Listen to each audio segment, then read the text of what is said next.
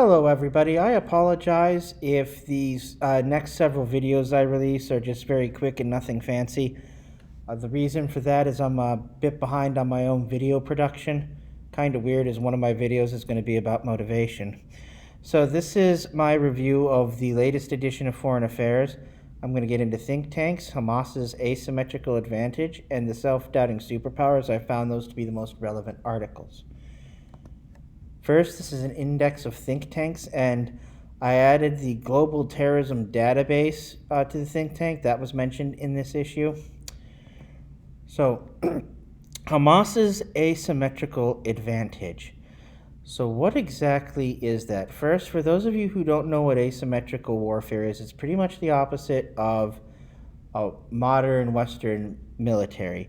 Smaller units, more chaotic, and not necessarily about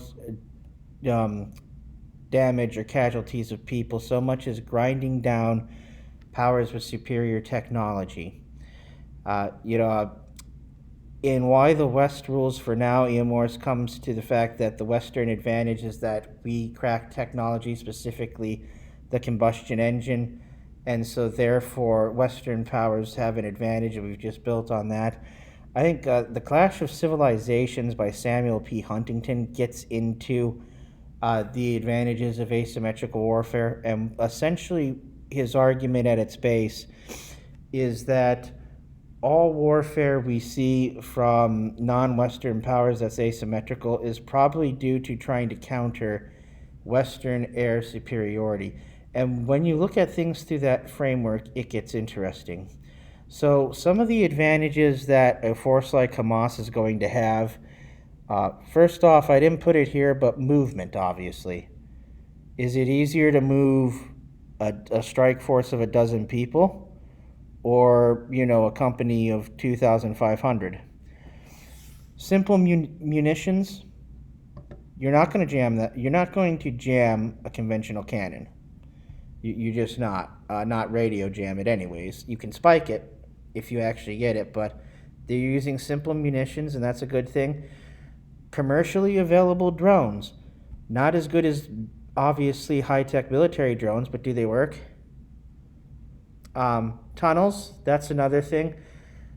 Tunnels are very effective, even going just a few feet below the ground. Now, I do want to make note that there are technologies that, like ground penetrating radar, but they are nowhere near an abundance that you would think they have, and there's not a readily available pool of operators who knows how to use that stuff. And of course, explosives, small stuff that can pack a big bang. And the AK-47, a very reliable gun, can be mass-produced, owned forever, needs very, very, very little maintenance. All this means is that they're going to be able to move fast and cheap, and Israel's going to have to play catch-up, and unfortunately, civilians are going to get hurt. So the self-doubting superpower. Fareed Zakaria, sorry if I didn't pronounce that correctly, talks about the advantages that America has over China and will have for foreseeable decades. And I really like that it's written by a plucky immigrant. Trade partners, we have way more than China does. As far as defense pacts goes, China only has a defense pact with North Korea. Immigration is a thing. Right now, the Asian countries, several of them are going through a bit of an identity crisis. They have aging populations that need to be replaced, obviously. The way to do that is immigration. But these countries are packed with very fierce identitarians. We see this currently in Japan. So what it's resulted in is slow adoption of immigration. America gets something like 1 million immigrants a year naturalized. Whether you're on the right or left, that should be a real sense of pride for you.